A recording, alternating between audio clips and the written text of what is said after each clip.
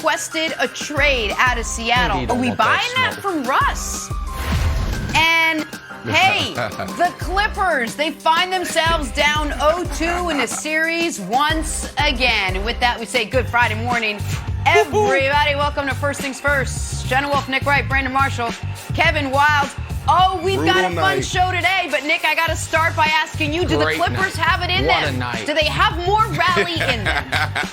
Brutal. Oh, at the risk of getting another angry phone call from my buddy Ty Lue, I think it might be over in Utah, Jenna. I think the Clippers are in real trouble. Don't tell Brandon that. Do not tell Brandon. We'll get to that in a second. We got to start in Milwaukee, though. This game, Nets, Bucks, Game 3. We talked about how big this was for Giannis, who was obviously watching us talk about it yesterday, because who isn't watching us? Giannis turned in a 33-point performance, just enough to eke out the win and beat Brooklyn in Game 3. But the story in this one, the final seconds of the game, Bruce Brown, in for James Harden, had a go-ahead layup that just missed here. Could have passed to KD, could have passed to Kyrie. He's like, nah, I got this, guys. He didn't, in fact, have this. Lost the game. Here's Steve Nash on that possession. Well, we all know that we want Kevin and Kai to shoot the ball, but if they don't get free, they got to make the right play. So we made the right play. You give some credit to the Bucks, and still we got some makeable looks. We can get better at executing. We can get better at handling those moments, and it was a great test for us tonight, and I think there's a lot for us to learn from it. We have a few end-of-game plays that we like to practice and run through. We had an opportunity to execute, and we failed to do so. So ended up in Bruce's hands with a contested layup. Usually Bruce puts us in a great position to at least have something at the rim that goes in, but tonight just didn't go for us. So it's not on him. It's not on any one person. Just got to execute. They really were physical down the stretch and made it tough. So you got to give them credit. I don't know. Might be on him. I mean, Nick, what'd you make of Bruce Brown? Could have gone to KD. Could have gone to Kyrie. Some would say two pretty good shooters. Game 3 on the line. He takes it himself. What'd you make of it? Well, no, it's not on Bruce Brown. And I don't blame Bruce Brown for having confidence there. Remember, before the season, on, I think, the ETC's podcast, Kyrie Irving said, it's great to finally have on my side a guy who can make those shots. And he was obviously talking about Bruce Brown. Oh, he was talking about Kevin Durant? Oh, so why didn't Durant get the ball? I don't know why Durant didn't get the ball, but let's look at that play again. Because Durant, after a rough 2.5 quarters to start the game, was spectacular late. He was the only guy late who seemed to be playing with any confidence and legs. Kyrie Irving, once again, was exhausted at the end of this game, which we can talk more about later. So if you were like me and you had bet on the Bucks, you were rooting for the Bucks, the one thing you didn't want was the ball in Kevin Durant's hands, which is why it was so nice. That's Kevin Durant in the far corner, just standing there. That's why it's so nice. Kevin Durant never flashed for the ball, never went and demanded to go get it, never was a part of the play. He took himself out of it, which helped the Bucks immeasurably. Right now, if you do a Twitter search for best player in the world, all you are going to get is people declaring Kevin Durant has officially, finally become the best player in the world.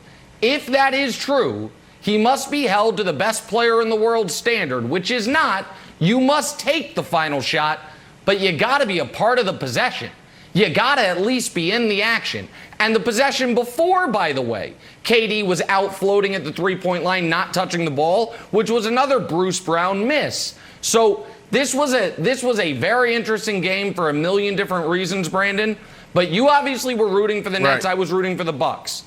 You definitely wanted the ball in Kevin Durant's hands. I desperately wanted the ball not in Kevin Durant's hands, and it didn't end up in his hands. Right. And part of that is because he's just standing there. So, yeah, Bruce had a bad shot, but KD didn't help him out there on that last possession.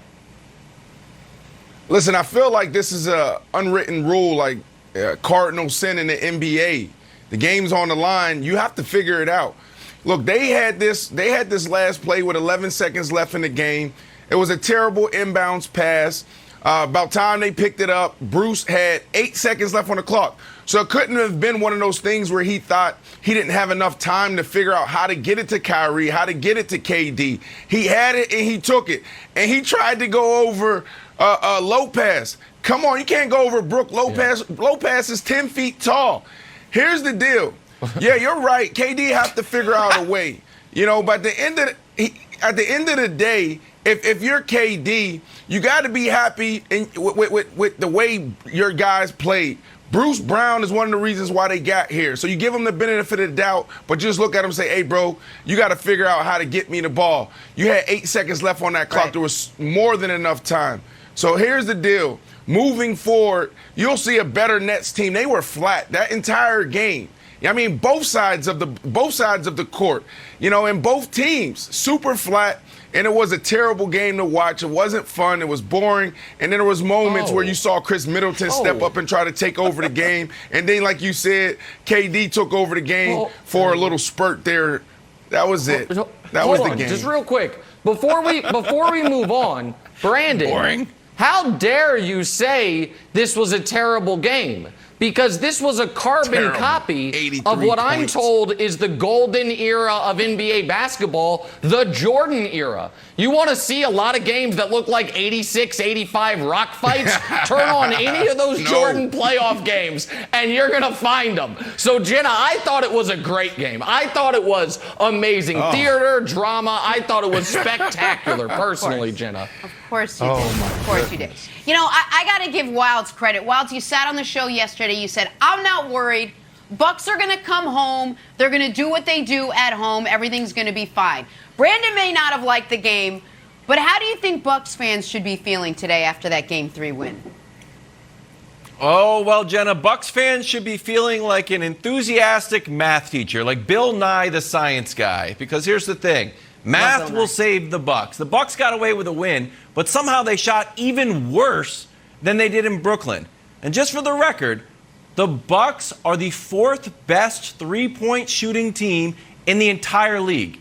But in these 3 games, they shot 20%, then they shot a little better, 29%, and I was like, you know what? When they get home cooking, those shots will start to go in. Nope, actually got worse. Shot 19% and escaped with the win. So the good news is, this is why this should sound like a math teacher, the math will work out. Just keep shooting. You guys are good shooters. PJ Tucker missed all of his shots. He's one of the best shooters in the league from the corner. He's good. But just like a math teacher, Nick, I'm going to allow everybody to lead the class. Good job, good shooting, keep shooting, keep shooting. Yep. Hey, Giannis, can you stay after class? I want to talk to you. Yeah. You took 8 threes. You are not a good three-point shooter, my friend. No more threes for you. I'm sorry. And I know I just said math will save us. You are not good. And then I looked up, Nick, do you know he also is shooting threes against the Heat? He is 3 for 24 in the playoffs. 3 for 24. Yeah. Enough. You know what? I call it at 20.